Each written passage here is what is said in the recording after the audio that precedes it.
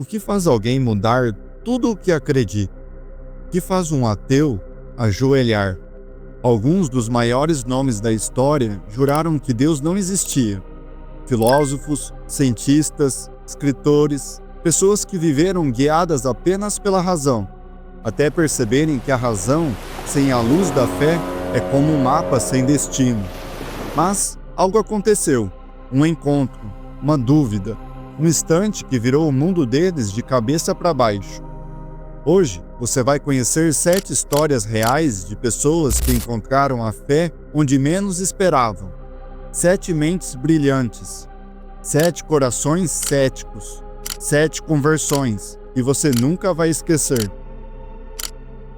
Entre todos esses nomes, talvez nenhum traduza tão bem a jornada entre a razão e a fé quanto o de um professor britânico, um homem que dedicou a vida a provar que o cristianismo era apenas um mito e acabou se tornando um dos maiores defensores dele no século XX. Um intelectual que acreditava estar fugindo de Deus, quando na verdade era Deus quem o perseguia. Esta é a história de C.S. Lewis, o ateu que descobriu que até a razão aponta para o divino.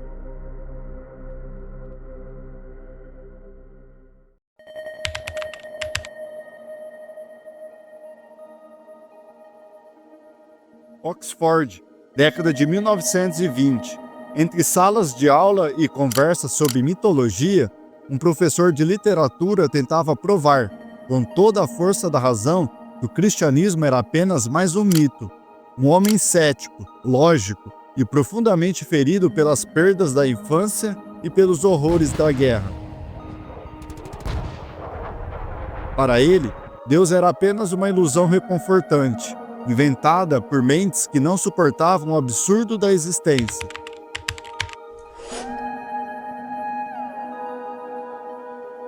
Mas havia algo que o intrigava. Em seus estudos sobre mitos antigos, Lewis percebia que quase todas as culturas contavam uma mesma história, a de um Deus que desce à terra, sofre e salva. E foi nessa interrogação que entrou em cena um velho amigo, Tolkien. Tolkien, católico fervoroso e amante das palavras, acreditava que os mitos não eram mentiras, mas ecos da verdade. Ele dizia a Lewis: as histórias que os homens inventam não são falsas, são sombras do único mito verdadeiro, o de Cristo. Aquelas palavras plantaram uma dúvida na mente do cético, e a dúvida às vezes é o primeiro passo da fé.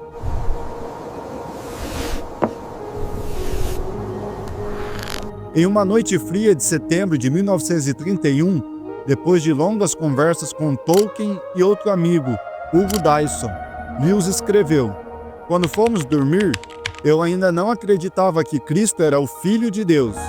Quando acordei, acreditava. Nenhum milagre visível, nenhuma aparição, apenas a razão, finalmente se curvando diante da verdade. Tolkien havia levado a enxergar que o cristianismo não era apenas um mito entre os outros, mas o mito verdadeiro, o único em que o próprio Deus entra na história.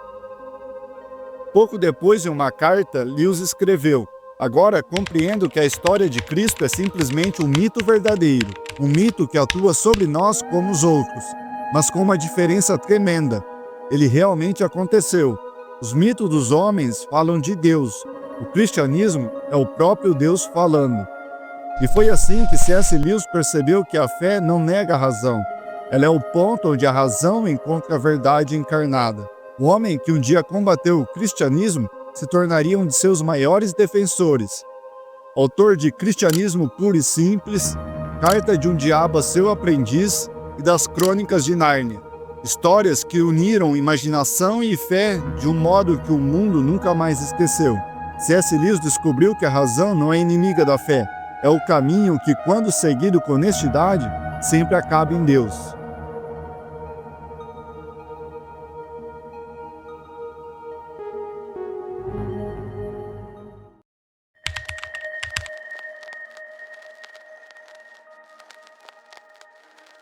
Malcolm Muggeridge acreditava ter visto o suficiente para duvidar de tudo. Jornalista britânico, crítico e conhecido por sua ironia mordaz. Ele passou boa parte da vida expondo hipocrisias, inclusive as da religião.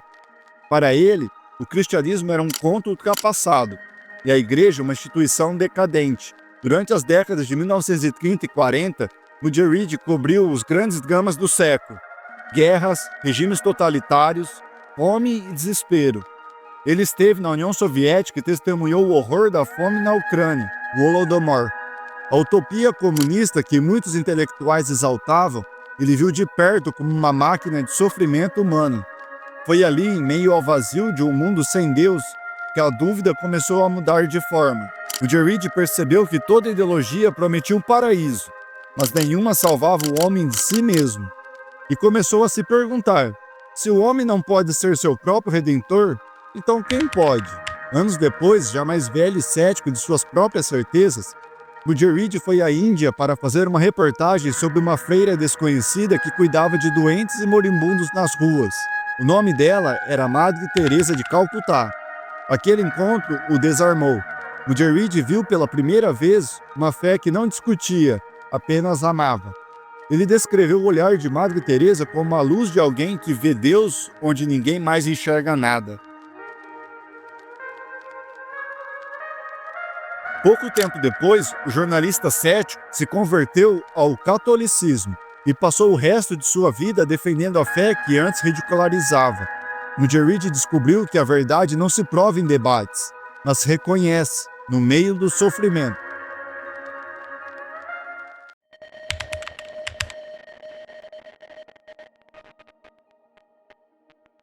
Alex Carrel acreditava naquilo que podia ver, medir e provar. Cirurgião brilhante, ganhador do Prêmio Nobel de Medicina, era conhecido por seu ceticismo diante de qualquer coisa que cheirasse a milagre. Até o dia que ele viu um. Em 1902, acompanhou uma peregrinação à cidade de Lourdes, na França, apenas como médico observador. Entre os doentes, uma jovem chamada Mary Bailey, em estado terminal de tuberculose peritoneal. Carrel sabia, ela não sairia viva dali. Quando a água tocou seu corpo, o impossível aconteceu. Em minutos, respiração voltou ao normal, o abdômen desinchou e ela se levantou. E Carrel ficou em silêncio. Ele tentou negar, procurou explicações, mas nenhuma ciência podia explicar o que presenciara.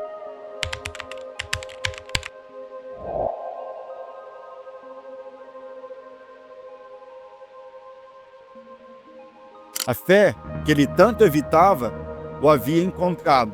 Nos anos seguintes, Carrel manteve o caso em segredo, com medo do ridículo acadêmico, mas a lembrança daquele dia nunca o abandonou. Em seu livro, O Homem, Esse Desconhecido, lhe deixou rastros claros de sua mudança interior, reconhecendo que a ciência sem Deus é cega. Pouco antes de morrer, pediu para ser batizado, recebeu os sacramentos na Igreja Católica, reconciliando-se com o Deus que um dia duvidara. O homem que buscava curas descobriu o médico das almas.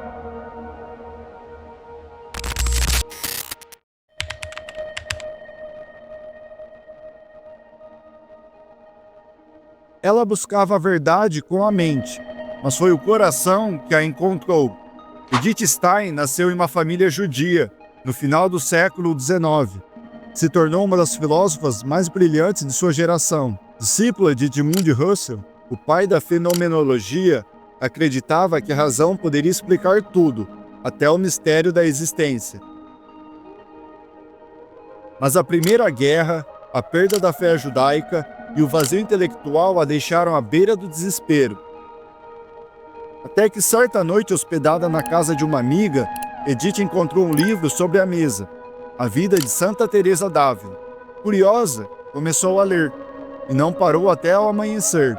Ao fechar o livro, disse apenas: "Esta é a verdade." Edith se converteu ao cristianismo, foi batizada e mais tarde entrou para o Carmelo, tornando-se a irmã Teresa Benedita da Cruz. Em 1942, foi levada pelos nazistas ao campo de concentração de Auschwitz. Ali mesmo diante da morte, manteve o olhar sereno e o rosário nas mãos. Sua conversão não foi apenas uma mudança de crença, foi um encontro entre a razão e a cruz, entre a filosofia e o mistério do amor divino.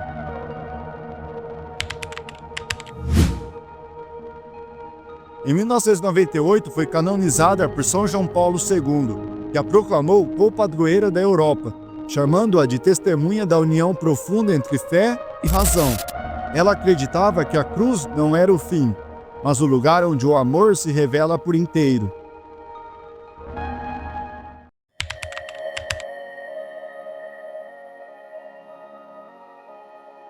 André Froissart, jornalista e escritor francês, não era apenas um ateu, era filho do fundador do Partido Comunista Francês. Cresceu convicto de que Deus era uma ilusão criada pelos homens. Mas em um dia comum de 1935, algo inesperado aconteceu. Esperando um amigo, ele entrou numa pequena capela em Paris, apenas para matar o tempo. Lá dentro, nada de especial. Silêncio, algumas velas e fiéis ajoelhados diante do Santíssimo Sacramento.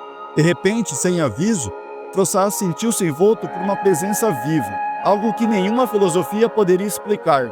Em poucos instantes, o ateu convicto saiu da igreja completamente transformado, dizendo depois: "Em 5 minutos, tudo o que eu acreditava desabou, e tudo o que eu negava se revelou verdadeiro."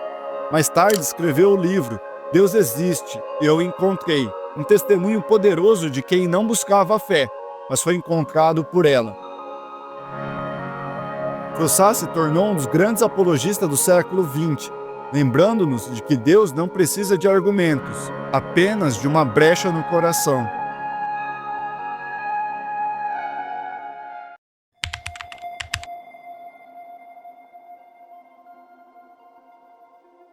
Alphonse Ratisbonne nasceu em uma família judia rica e influente. Tinha tudo o que o mundo podia dar, riqueza e prestígio.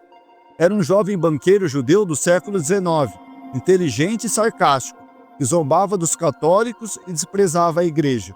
Quando seu amigo, o barão Théodore de Buzieres, tentou convertê-lo, Ratisbonne respondeu com frieza: "Você perde seu tempo. Nasci na religião judaica e nela morrerei."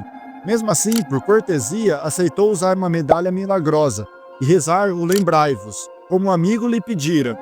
Apenas um gesto simbólico, pensava ele. Dias depois, em janeiro de 1842, visitando a igreja de Santo André dos Frades, em Roma, o impossível aconteceu. Ele viu a Virgem Maria diante dele, viva, radiante, como na medalha. Eu estava havia pouco tempo na igreja quando de repente senti-me dominado por uma emoção inexplicável. Levantei os olhos. Todo o edifício desaparecera de minha vista. Apenas uma capela lateral tinha, por assim dizer, concentrado toda a luz.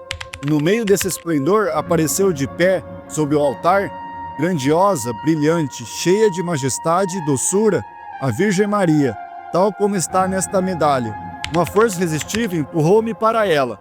A Virgem fez-me o sinal com a mão para que me ajoelhasse e pareceu dizer-me: "Está bem." Ela não me falou, mas compreendi tudo. Ao sair da igreja, Ratisbonne já não era o mesmo homem. Renunciou à fortuna, tornou-se padre e fundou uma congregação dedicada à conversão dos judeus. A conversão foi imediata, completa, e a mudança interior tão profunda que deixou até os céticos desconcertados. O judeu que zombava de Cristo tornou-se sacerdote, missionário e apóstolo da Virgem Maria. Aquele que dissera: "Jamais serei católico", foi vencido pela doçura silenciosa da Mãe de Deus.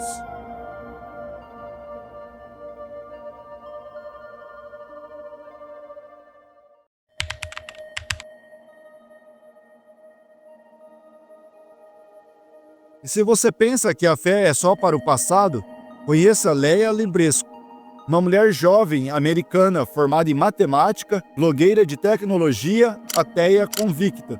Alguém que vive exatamente no mundo em que você está hoje. Leia acreditava que a lógica e os números explicavam tudo, mas ao estudar a ética, moral e filosofia, percebeu algo que não podia ignorar. Certos valores e leis morais não surgem por acaso. Existia uma ordem objetiva e coerente, que apontava para um ser que define o certo e o errado, para Deus. Depois, ao investigar a história, a tradição e a teologia cristã, Leia percebeu que apenas o catolicismo conseguia unir razão, moral e verdade de forma consistente. Não era a fé cega, era uma conclusão racional sobre a realidade, aplicada à vida humana e ao universo. Hoje, ela escreve, ensina e inspira pessoas como você, questionam, buscam respostas e podem se surpreender encontrando algo maior. Leia o lembrete final deste vídeo. A fé não é coisa do passado. Ela pode te encontrar agora, onde você está, se você tiver coragem de seguir a razão até o fim. Se você gostou de conhecer essas histórias de conversão, inscreva-se para acompanhar mais vídeos que exploram fé, razão e história. Nunca é tarde para se converter. Como dizia Santo Agostinho, podes atrasar sua conversão dia após dia, mas não podes atrasar sua morte em um só minuto. Que essas 7 histórias nos inspirem a buscar a direção correta para Deus.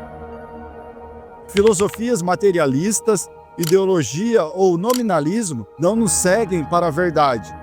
Em momentos de dúvida, descrença ou ceticismo, que possamos usar a razão, não apenas para crer no que vemos, mas para perceber que o sentido das coisas vai além do agora. A razão, quando usada com honestidade e coragem, aponta para algo maior, um caminho que é longo, muitas vezes silencioso, mas que no final sempre nos leva a Deus.